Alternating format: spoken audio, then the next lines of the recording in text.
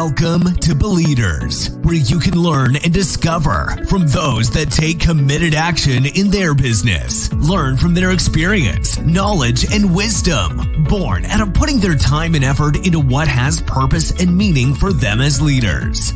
Their self-direction gives them continued motivation in the face of hardship. And from them, we too can be inspired to discover our very own path of value and committed action. Please welcome your host, Dov Benyaacov-Kurtzman.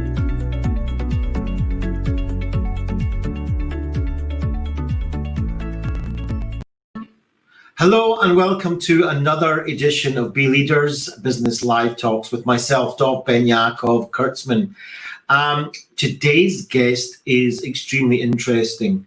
A man after my own heart, actually, because he has a number of different hats and does a number of different things in his life, which just gives him that extra flavor, that extra, je ne sais quoi, as they say, that deepens somebody's personality.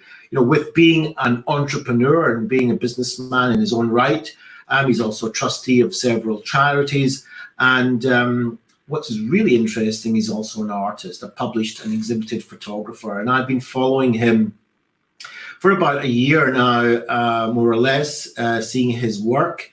And I find it fascinating, just the angle that he does, the human part of his photography. And I've been in discussions with him. I met him once or twice, I think. He's from Leeds in the United Kingdom, and basically a very interesting person. And I hope to be able to pick his brains and find out if we can give you some value of going through this pandemic 2020 from a business perspective, maybe possibly a little artistic perspective as well. So without further ado, I'm going to invite Jonathan straight in from the green room.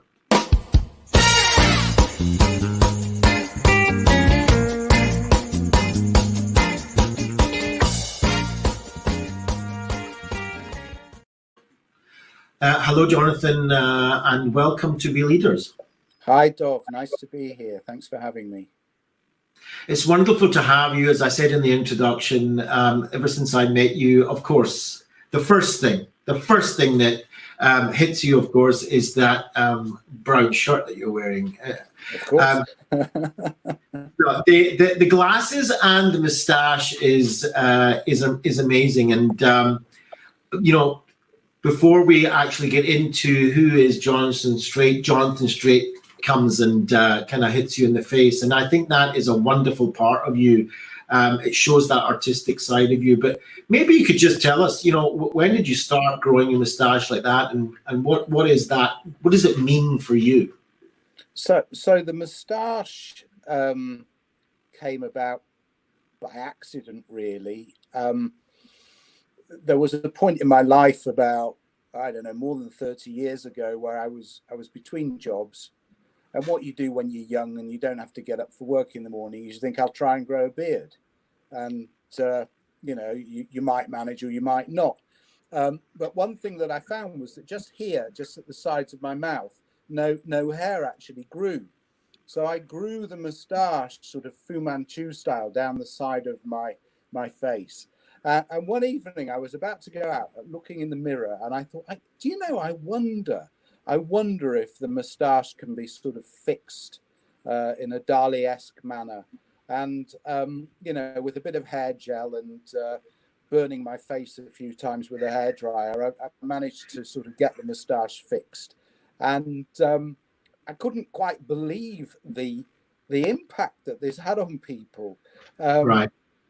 It was quite amazing. It was like walking around with some kind of magic wand that sort of made people interested and entertained and amused.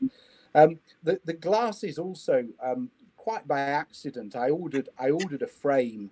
I ordered a gold frame from an optician's, and when it arrived, it was bright yellow. And I had to have the frame because I put my name down for it. A week later, I was back buying another frame because I realized that there was a great power in these sort of expressive instruments that you could wear. And as I started out in business as just me on my own, I was up against some pretty formidable opposition. But one thing they couldn't do was do what I did. And everybody and anybody who met me remembered me because of how I looked. So it's actually one of my business mantras to be memorable. It doesn't really matter what it is, but you need your little quirk so that in that big sea of grey, you are the one who stands out and you are the one people remember. I think that's amazing because that part of your personality, but you've turned it into a business tool, and that's what this show's all about. And I think that's really important to remember, especially when we live in a competitive world where there's very few people, if anybody, that has 100% monopoly on everything. But so that idea that I am unique no matter what I'm dealing is, it's me that you're getting, not just my product, basically. And that is your, the face of your business, I think is a wonderful lesson, just, as we get out the gate here in even in this, the Bleaders program. Give us an idea, if you can, about your entrepreneurial side, the business side. What industries or industry, were you associated with or in? Well, I cut my teeth in recycling. I say I had a eureka moment in the sort of mid-1980s when I discovered there was this thing called recycling and we weren't really doing it. And through a series of quite happy coincidences, I ended up with my own business, supplying all of the specialist containers that people needed to collect, to store, to dispose, to transport this separated out waste that was coming into into sort of people's worlds. There was a time everything was mixed together and thrown away, and then suddenly people started sorting it out, and it needed things to go in. 10 years after I started that business, I floated it on the AIM on the London Stock Exchange, and 11 years after that, I exited. I managed to do a deal with an Irish holding company who bought it and took it over. So that was how I cut my teeth. Now I advise lots of different organisations, charities, businesses. I also have my own little startup called the Lupin Company, which is selling sweet Australian lupin, which is a vegan, gluten-free, keto, low-carb superfood. Right. And it's one of these things you can basically put into pretty much any dish where you want more protein and more fibre than it comes with as it is. And is that still going? Yeah, it's only recently started. Right. It's on Wonderful. lupincompany.com. And you can buy it, and it's really good for you. And I can't think of anything bad to say about it, unless you're allergic to lupins or peanuts, in which case don't buy it. But okay, wonderful, great plug there. And you're also involved in charity work. Yeah, so I'm a trustee of a number of charities and also one NGO, and it's been very interesting over the lockdown how these organisations have all fared quite differently. And indeed, there's a business I advise as a consultant, a surplus food business, and their experience has also been quite different. So I'm trustee at the Tetley, which is an art gallery in Leeds with a bar and a kitchen. Obviously, that has been totally mothballed and shut for the duration. I'm a trustee at a charity called We Are IVE, which promotes creativity and promotes art to young people. Now, what's interesting there is that the project work, the Arts Council funded project work has continued. So you had a situation there where the staff have all been working, but the management have chosen to furlough to save money. There's Waste Aid, which delivers waste management projects in Africa and other parts of the low-income world. That's pretty much been on hold, although the limited staff they have still been working. And then there's WaterWise, which is a water conservation NGO, and they've been functioning perfectly normally. They actually all worked from home prior to the lockdown, and so they've just carried on. And they've just last week had their annual conference, which was delivered virtually, and it was a great success. And to be honest, I'd be surprised if they have a physical conference ever again. You know, it was Yeah. much better online than it would have been in person. The commercial business, Approved Food, are a trader in surplus food which they sell online. And as you can imagine, they have been busier than ever at any time in their existence. And the challenges for them haven't been where do we get the business. They actually had a challenge of how do we avoid getting business, and how do we avoid people getting ill, and how do we avoid our customers going under. You know, very, very different challenges to say the Tetley, which has just had to shut and furlough everybody. As a consultant, I find that extraordinary with the lessons that I can see from that. Would you say that going forward, right, the lessons learned during this pandemic for business, but also for, you know, charity as well, I suppose, is that it might be more efficient in the future that people continue to work from home, that maybe offices are an unnecessary expense anymore? Is that something that you would suggest to your clients? I think there's certainly a case for downsizing the office or changing the office. From what I understand, some people have really thrived working at home. You know, I always, the last 6 years, I've worked from home. I have a very nice office at home. I'm comfortable here. I'm quite happy to work here. And I prefer to be here than running around traveling to meetings. But there are other people, and I think particularly people who are in households on their own, who miss the social interaction that they get from being in an office with their colleagues. So I think there's a place for both. But I would like to think that the cycle of trustee meetings involves a lot less travel, and we'll probably physically meet once or twice a year. But other than that, you know, this just works so well. It's so efficient time-wise. I'm sure that this is the way we will continue to operate in the future. Wonderful. I want to ask you in a few minutes about, you know, from your experience in all of these things you've been talking about, your knowledge that you've picked up over the years, which, you know, can culminate in the Jonathan Strait wisdom and what we can maybe pass over to the viewers and listeners regarding to get through this time. But just before we do that, I can't not ask you about your photography side, your creative side. What is your, you know, what would you say your special? How have you incorporated that during these times as well? Well, my speciality is street photography, candid street photography. So basically taking pictures of people doing what they do out and about. And I also do some documentary photography, which is a very similar thing, but the subject knows you're there and pretends you're not, kind of thing.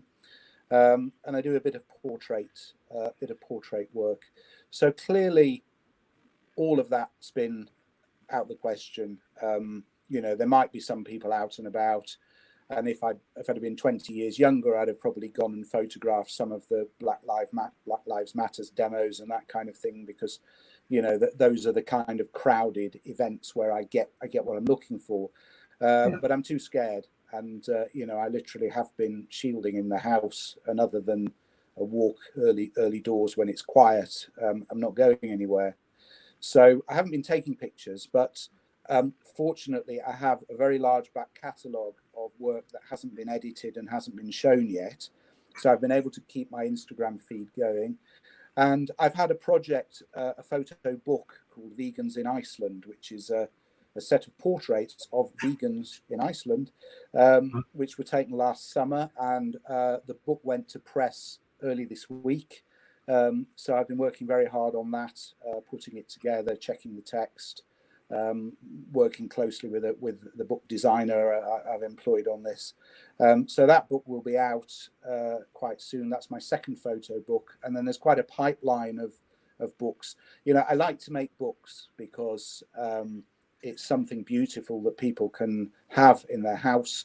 The kind of work I produce, it's unlikely anybody would buy to put on the wall, but very likely people would want to have on their coffee table. Right. I find, and I don't know what your opinion is, but in this day and age of digital photography, which we can take literally thousands of photographs, and people do. I mean, the amount of photographs that must be getting taken in the world these days compared to not that long ago, before digital time, is extraordinary. The question is, though, how many people are looking at these photographs after they've been taken compared to when it was a non-digital time? Have you got any ideas on that? Well, I think we all have access to huge audiences through Facebook, through Instagram, through other online means. So I think probably a lot more people are looking at a lot more photographs. I think for me, I don't pretend to be a great technical photographer, but I believe I know what looks right and what doesn't look right. So I'm able to produce work which is of a quality. And that's the difference. You can take thousands of photographs, but if none of them are any good, you wasted your time. It's being able to sift through and pick out the ones that are good, and present those to your audience rather than just everything and leaving it to the audience to make its own mind up. Is this something that's been with you all of your life, or is it something that was new, generally speaking? Well, I was lucky. My late father was a very keen amateur photographer, and he was pretty good. And we had a dark room at home in the bathroom. He would board up the window and put planks of wood over the bath and lock the door. And I had a choice. I could go in or I could stay out. And I used to go in, and I used to watch him dodging and burning and developing his photographs and printing them. And then sort of giving them to people or framing them and putting them around the house. And he bought me a 35mm film camera for my 10th birthday. And I was allowed to shoot one roll of black and white film a month, which he would develop. He would pay to have developed. And so I grew up with it. And, one way or another with a phone or a point and shoot, I've always taken pictures. A few years ago, I bought a camera. I can't honestly tell you why I bought this camera, but I read about it and I thought this was the one I needed. It was not a cheap bit of kit, and it turns out it was the camera for street photography, which I also stumbled upon quite by accident. So there's a lot of I can sort of draw a path with a lot of coincidences that have led me to be where I am. Pretty much as with my business career, you can say, well, if this hadn't happened, if I hadn't bumped into this wedding photographer one night and asked him how he did it, how he would do black and white to make it look like it was taken in the 1960s, right. I'd never discovered it. So there's just these happy, sort of synchronous things that happen that lead you to be able to produce the work that you want to do. Wonderful. I think it's amazing. I think it's great that you managed to see those opportunities as you've gone through your artistic career and also your professional one. Jonathan, I want to turn to you now and ask you, all of who you are, you're still getting through this, and you said that you have a certain amount of fear of going outside during this pandemic. But from a business professional point of view, I mean, how would you advise? I'm your client here, and we're give some value over to the people watching and listening to this. What could you give them that they could take away from this and say, wow, I'm glad I met Jonathan Straight today? To be honest, I'm more scared of being inside than outside. There's not really any problem with being outdoors. It's being in. And indeed, I had to go to a client meeting last week, and I said, well, fine, but we're meeting in the car park. And, that worked pretty well.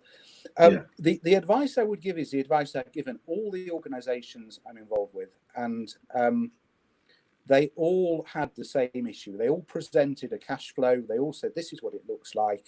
And I said, you are not preserving your cash well enough, because when this finishes, you don't know what state the world is going to be in. You don't know how quickly you're going to bounce back. You can't assume that what was normal before is going to be normal in the future. So if you don't have to do something, if something is not mission critical, don't do it. Save your cash.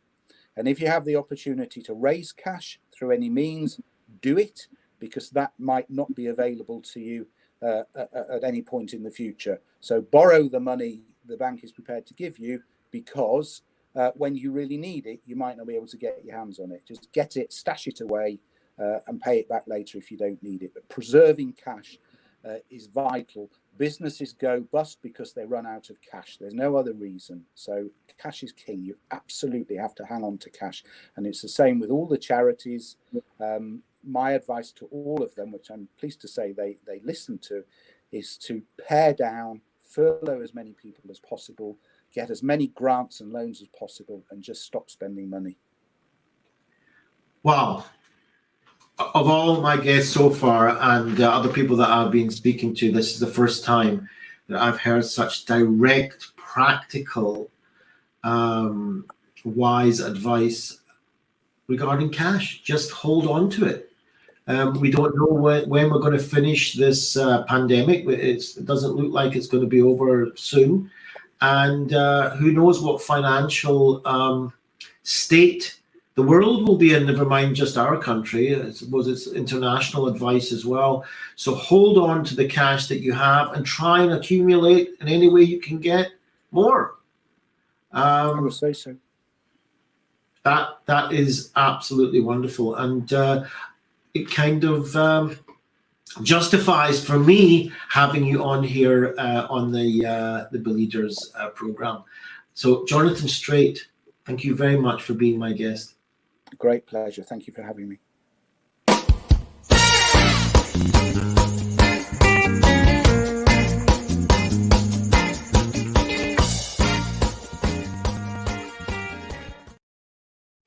Disclaimer: the Bleaders Business Showcase show is for entertainment purposes only and not professional advice. To inquire about something specific regarding the contents, we suggest you contact the guest speaker directly. Should you wish to apply to be a guest on the show, please contact Dov Benyaacov-Kurtzman on factcpfa@gmail.com.